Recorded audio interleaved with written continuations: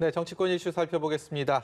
유용화 한국외대 초빙 교수, 김우석 국민대 행정대학원 개건 교수와 함께하겠습니다. 안녕하세요. 네, 안녕하세요. 먼저요. 오늘 민주당의 유력 대선 주자죠. 앞서서도 계속 전해드렸는데 이재명 경기지사 오늘 오전에 대선 공식 출마 선언을 했습니다. 먼저 보고 오겠습니다. 공정한 사회에는 꿈과 열정이 넘치지만 불공정한 사회는 좌절과 회피가 잉태됩니다. 기회는 공평하고 공정한 경쟁의 결과로 합당한 보상이 주어지는 그런 사회라야 미래가 있습니다. 공정성 확보, 불평등과 양극화 완화, 복지 확충에 더해서 경제적 기본권 보장으로 모두가 최소한의 경제적 풍요를 누리는 사회라야 지속적인 성장과 더 나은 국민의 삶이 가능합니다. 네, 일반적으로 대권 주자의 출마 선언과는 조금 다른 모습입니다. 연단에 서서 많은 정치인과 함께 목소리를 높여온 것이 익숙했던 정치 대권 출마 선언이었는데 굉장히 조용하게 비대면 방식으로 그리고 강력한 경제 부흥 정책, 기본소득 그동안에 주창해 왔던 것을 다시 강조하는 그런 자리였습니다. 어떻게 보셨습니까? 네, 지금 앵커께서 말씀하신 대로 이 언택 사회에서 그 국민 정서에 맞는 과거의 화려한 새몰이하는 이러한 과거 기성 정치인들의 어떤 출정식과 다른 그런 모습을 보인 것은 국민들에게 저는 신선하게 다가갔을 것이다라는 생각이 첫 번째 들고요. 그리고 자신의 정체성을 또 오늘 분명히 했습니다. 자기가 주장하던 경제적 기본권 문제라든가 불평등, 사회적 양극화 문제 이런 부분들을 분명히 하면서 자기가 여태까지 주장해왔던 기본소득 얘기도 했었고요. 그런 부분을 다시 한번 확인하는 자기의 출마의 정체성을 분명히 드러냈고요. 그다음에 이제 다른 눈에 띄는 단어 같은 경우는 성장에 있어서 성장 동력이라는 얘기를 했죠. 그러니까 기존의 어떤 그런 주류 경제학에서 얘기하는 성장이 아니라 성장 동력으로서의 어떤 소외되고 불평등한 관계를 갖고 있는 사회적 약자들 이들을 어떻게 우리 사회에서 성장 동력으로 견인할 것이라는 문제 그런 부분들에 대한 담론을 던졌고요. 그리고 중요한 또 워딩은 제가 봤을 때는 이제 국민의 삶의 문제하고 국가를 얘기했었어요.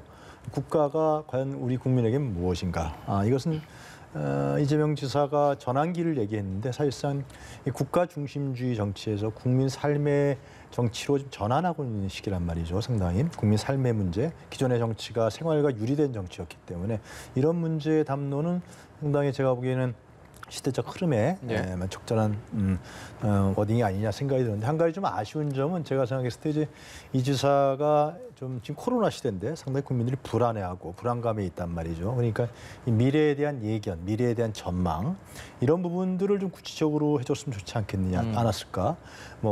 세계적인 건강한 공동체 문제라든가 인간과 자연의 공존 문제라든가 인간과 AI의 공존 문제 이러한 좀 대통령급 지도자로서의 미래적 전망을 하는 이런 부분들을 좀 더 제시해 줬으면 좋지 않을까. 다음 기회가 되면 그런 얘기 했으면 좋겠습니다. 당초 이번 주가 시작되면서 대선 슈퍼위크라고 이름을 지었던 것이 이재명 경기지사 그리고 이틀 전에 윤석열 전 검찰총장 여야의 지지율 선두를 각축을 벌이고 있는 두 후보가 나선다는 점에서 주목을 받았는데 두 후보 원하든 원치 않든 비교가 될 수밖에 없는 상황입니다. 이틀 전에 윤석열 전 검찰총장이 출마 선언을 했기 때문에 이 두 가지 포인트는 어떻게 보셨습니까? 각이 잡혔죠 이제.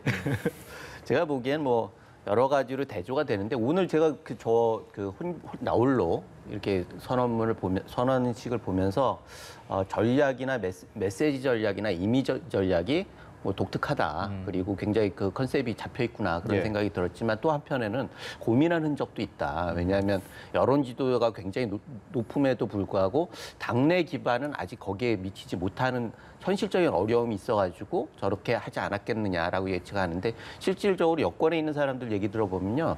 대부분은 이재명 지사한테 굉장히 우호적으로 얘기를 하지만 대놓고 얘기하지는 못하는 분위기라는 거예요. 그래서 보통은 이재명 지사한테 좋은 얘기를 하면은 나머지 지지자들, 출마자들한테 다 원성을 받을 수 있으니까 사실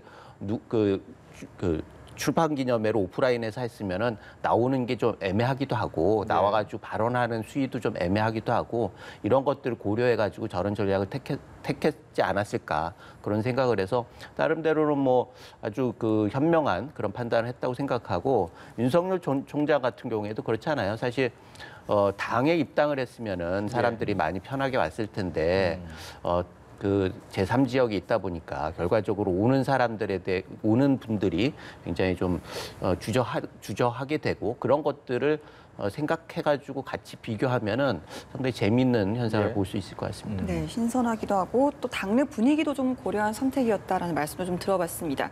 이재명 지사 이제 첫 공식 일정으로는 서울 현충원을 찾았고요. 다음으로 이제 고향인 경북 안동으로 향했습니다. 당내 TK 민심을 좀 공략하기 위한 행보로 봐야겠죠? 좀 적극적으로 해석을 하면요. 고향이 이제 경북 안동이잖아요. 그러니까 호남을 간단 말이죠. 그러니까 지금의 어떤 이런 이 지사가 언급한 대로 전환기적 흐름에서의 우리가 중요한 특징이 탈이념이라든가 탈진영, 그다음에 탈지역 아니겠습니까? 네.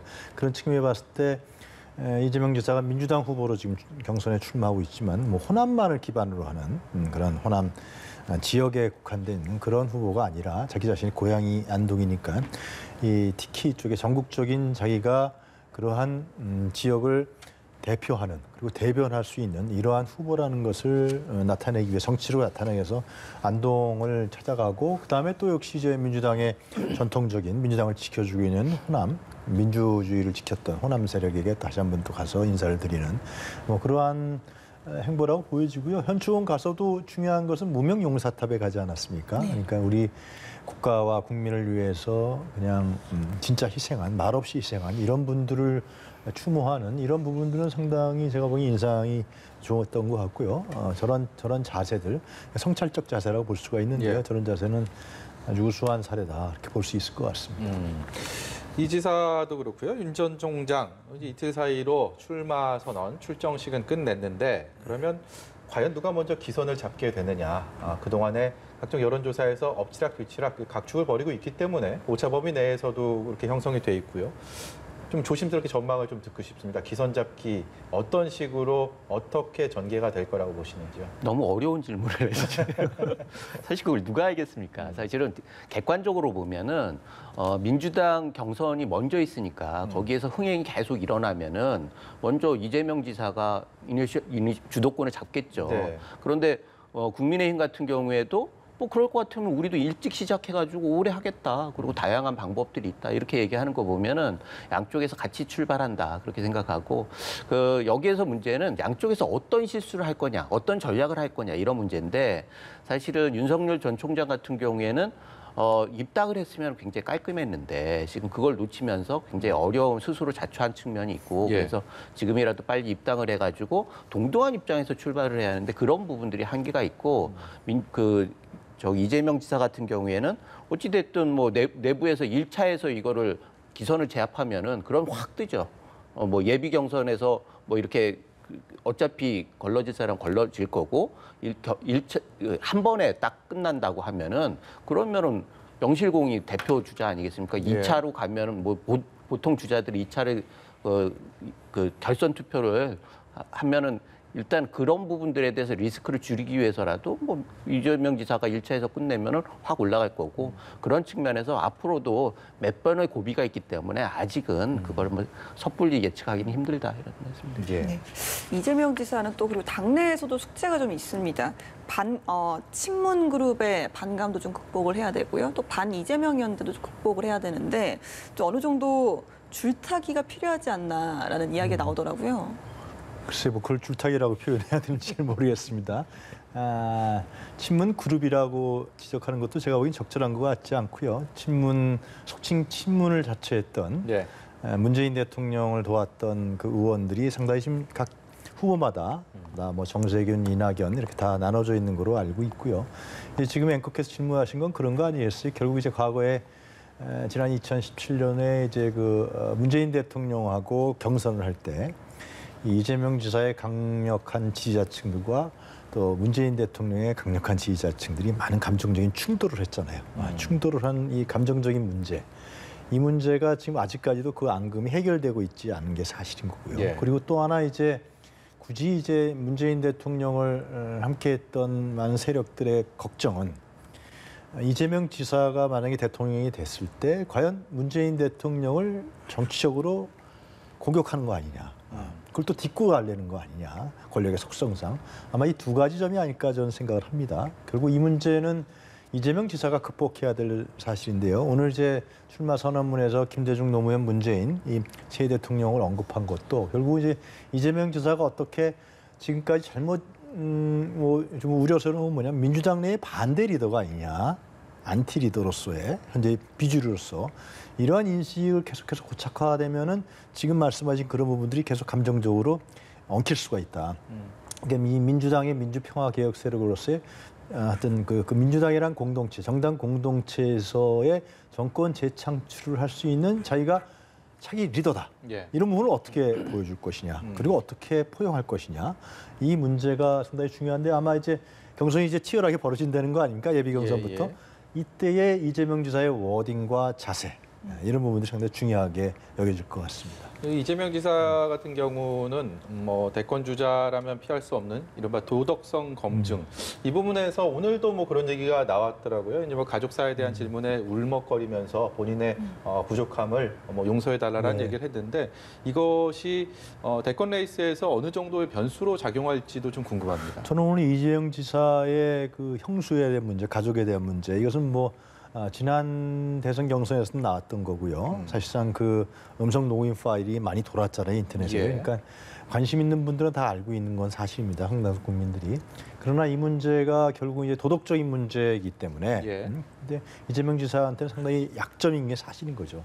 근데 오늘 그 민주당 그 뭐죠 회의인가요? 9명 서약식.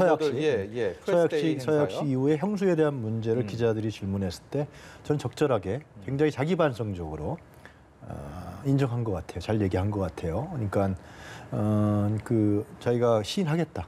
그건 사실이다. 예. 그리고 그 당시에 성남시장으로서의 어떤 이권의 가족들이 개입하려는 부분을 막으려고 했었고 그러나 자기는 상당히 그때 왜 그런 얘기를 했는지 잘 기억이 안 날 정도로 네. 후회스럽다는 얘기를 했단 말이죠. 앞으로도 저는 이재명 지사 그다음 추후에 이제 설명하겠다 그랬으니까 이거 설명을 들어봐야겠지만 이러한 자세들이 중요한 것이죠. 성찰적인 자세, 인정할 거 인정하고 국민에게 죄송하다. 그다음에 국민이 판단할 문제죠. 결국은 예. 이재명 지사의 도덕성에 대해서 이런 부분들의 어떤 성찰적 자세를 계속해서 많은 사안이 앞으로 있을 거예요. 민주당이 행했던 일이라든가 여러 가지 부분에 있어서 그런 자세를 계속 견제해 나갔으면 좋겠다. 이 국민과 대결하려고 그러지 말고요. 국민 검증을 피하려고 그러지 말고 예. 그런 생각이 듭니다. 네, 도덕성 이야기도 하셨고 또 친문 끌어안기 여러 좀 과제가 있는 이재명 지사인데 민주당 당원에 따르면 이제 경선 투표에서 과반수의 득표를 해야 당선인으로 결정이 됩니다. 과반수 득표자가 없으면 이제 본 경선에서 1위와 2위가 1대1로 또 결선 투표를 치르게 되잖아요. 결선 투표를 최대한 좀 피하고 싶은 쪽과 어떻게든 결선 투표까지 끌고 가고 싶은 쪽이 있을 텐데 정세균 전 총리 또 이광재 의원의 이 단일화 이번 부분도 결선 투표를 노린 변수로 봐야겠죠. 일단 그렇게 봐야죠. 지금 1등 이외에는 다 결선 투표를 노리고 할 거예요. 그건 뭐 상식적으로 당연한 거고 지금은 워낙에 차이가 크기 때문에 이낙연 2등인 이낙연 전 대표부터해서 전체가 다 그런 전략을 하고 있고 그 시점을 노려가지고 하는데 먼저 정세균 전 총리하고 이광재 두 분이 그렇게 가지고 먼저 물꼬를 튼 거죠. 예. 그래서 그런 일들은 계속 반복돼서 벌어질 것 같고 그거는 예비 경선뿐만 아니라 본 경선 때도 벌어질 텐데 본 경선 때는 누가 과반이 안 된다라고 하면 누구도 피하지 않죠. 예. 뭐 2등 전략을 갈 테니까. 2등 전략을 하기 위해서 주변에서 굉장히 많은 그 노력들을 할 텐데 그런 경우에 있어서 2등을 하겠다는 사람은 다른 후보들을 어떻게 머징할 거냐 이런 부분들이 가장 중요한 전략일 텐데 문제는 합종 연행책이 있는데 합종은 이렇게 서로 뭉쳐가지고 1등에 대응하는 게 합종이고 연행은 1등 후보가 하나씩 이렇게 해가지고 개별적으로 접근하는 건데 합종이 연행을 이긴 경우가 거의 없어요. 네. 그런 면에서 1등은 절대적으로 유리한 거고 그럼에도 불구하고 리스크를 최소한으로 줄이기 위해서라도 지금 이재명 지사 전 후보 같은 경우에는 1차에서 끝내겠다. 그런 각오를 할 거고 그런 면에서 오늘 같은 경우에도 연연하지 않고 나는 당당하게 국민을 상대하겠다 하면서 기정사실화하는 그런 그 퍼포먼스를 보이는 거 아니냐 이런 생각이 듭니다. 예. 이번엔 야권 얘기를 좀 넘어가 보도록 하겠습니다. 야권에서는 이틀 전 윤석열 전 검찰총장이 대선 출마 선언을 한 이후에 과연 언제쯤 어떤 방식으로 국민의힘에 입당할 것인지 여기에 대한 신경전이 점점 더 뜨거워지고 있습니다. 먼저 홍준표 의원의 목소리 듣고 오겠습니다. 입당을 하십시오. 입당을 해서 과거에 YSDJ 경선 그리고 이명박 박근혜 경선처럼 당내에서 치열하게 국가 운영 능력이나 그리고 본인과 가족의 도덕성 문제를 상호 검증을 하고 그렇게 해서 당내 후보가 되는 사람이 대통령 선거에 나가는 게 옳지 않느냐. 지금 아마 국민의힘에 입당 안 한다고 단정적으로 하면 지지율이 폭락할 겁니다. 그렇다고 해서 당장 좀 국민의힘에 입당하겠다고 선언하면 또 자기 나름대로의 앞으로 정치 노선을 정하고 나아갈 방향에 대해서 혼선이 올 수도 있어요. 네, 윤석열 전 총장은 일단 입당 문제와 관련해서 정권 교체가 우선이지만 국민의힘과의 입당이나 연대도 좀 열려 있다라고 밝히고 있고 이준석 대표도 시간적 여유를 두고 좀 지켜보겠다는 입장인데 이렇게 좀 당내 주자들이 계속해서 좀 공개적으로 압박이 이어진 상황에서 좀 어느 정도 속도 조절이 좀 있을 수도 있다 이런 가능성은 얼마나 보시나요? 입당하지 않겠습니까? 그러니까 제 예측이 어떻게 될지 모르지만은, 그러니까 좀 분명하게 할 필요가 있을 것 같아요. 저 윤석열 전 총장이요. 지금 지지율도 높고 자기가 입당하지 않으면은 왜 입당하지 않는 것인지, 그리고 입당하지 않을 경우에 자기의 정치 행보와 로드맵은 무엇인지, 그리고 밖에서 무엇을 할 것인지. 이 점에 대한 국민에 대한 설명이 없단 말이죠. 그리고 국민의힘 당원들에 대한 설명도 없겠으니까 그런 부분들이 불투명하고 마치 연막 같고 상당히 정치적, 어떻게 제가 악평을 한다면 정치적 기회주의적 성격을 갖는단 말이죠. 자기가 유리하면 지지율이 유리하기 때문에 입당하지 않는, 그리고 또 밀당을 하는, 이준석 대표하고 서로 밀고 당기게 하는 이런 권력적, 공학적으로 지금 비춰지고 있는 것이 사실이란 말이죠. 그래서 저는 분명하게 나 입당하겠다. 그러면 밖에서 특별하게 할 일은 없다. 그럼 제3지대를 하겠다 그러면 외연을 넓히겠다 그러는데 전번에 출마 선언문을 봤을 때 상당히 대결주의적인 선언문이었단 말이죠. 문재인 정권에 대해서 아주 강도 높은 비난을 하면서 그것은 결국 보수 강경 세력들, 이런 우파의 보수 강경 세력을 기반으로 하겠다는 것인데, 그 서문을 봤을 때는요. 그럼 어떻게 해서 밖에서 뭘 할 것인지, 외연을 할 것인지 이런 부분이 다 불투명해요. 이게 준비가 안 된 것인지, 아니면 자기 자신이 정치적 계산으로만 지금 생각하는 것인지, 이런 부분들은 좀 국민의 당원이라든가 국민의힘의 의원들도 그렇게 유쾌하게 받아들일 것 같지 않다라는 생각이 듭니다. 김 교수님께서는 어떻게 보세요? 지금 윤석열 전 총장은 출정식 하면서 국민의힘과 같은 배를 타는 것은 사실상 기정사실을 했는데 그 배를 언제 탈 것인지에 대해서 계산기를 두드리고 있는 그런 모습인데, 당의 주자들은 견제하는 발언들을 계속 내놓고 있단 말이죠. 그런 상황에서 가장 무엇을 먼저 윤 전 총장 입장에서는 고려를 하고 있다고 보십니까? 제가 보기엔 첫 단추가 잘못 꼬여져가지고 사실은 이 정권 교체하고 입당이 다른 게 아니잖아요. 이게 선택, 어터너티브가 아니란 말이에요. 그런데 이게 정권 교체를 하기 위해서는 당연히 야권이 힘을 합해야 하고, 그 플랫폼은 지금 국민의힘에 힘이 돼야 한다는 건 그동안은 굉장히 반론이 있었지만 서울시장 선거 때 누구나 인정하는 거란 말이에요. 그런데 그게 다른 대안인 것처럼 얘기하는 거는 논리적으로 모순인데, 이 원인이 결과적으로 원인으로 따라가 보면은 타이밍을 놓쳤기 때문이다. 제가 항상 주말마다 나와서 얘기하기를 처음에 서울시장 선거 이전에 했으면 승리한 게 다 자기 몫이 되잖아요. 그리고 그다음에 전에 했으면 전대 대표 후보들이 다 윤 총장 영입하겠다고 했듯이 온 다음에는 거의 우호적으로 얘기할 테고, 그러면 지금 지도부가 다 자기 사람들이 되는 거고. 그리고 마지막 순간이 결정적인 문제가 홍준표 대표보다는 먼저 왔어야죠. 지금 홍준표 전 대표가 대선 후보였고 그런데 와가지고 당에 앉아가지고 공격을 하기 시작했잖아요. 예. 그러면은 어디 설 자리가 없는 거예요. 그렇기 때문에 이런 리스크를 마련하는데 더 고민하면은 고민할수록 굉장히 어려운 상황이 되니까 이제라도 빨리 들어와가지고 당에서 경쟁을 해가지고 당을 장악한 다음에 이 플랫폼을 통해서 대선까지 가겠다라고 하는 상식적인 길을 가야 한다. 그러면은 지금 이런 약간 애매한 그런 부분들도 해소될 뿐만 아니라 공격과 수비가 명확해지기 때문에 가격이 명확하게 서는데 지금은 대안을 계속 플랫폼 보수 진영에서 대안을 고민하고 있잖아요.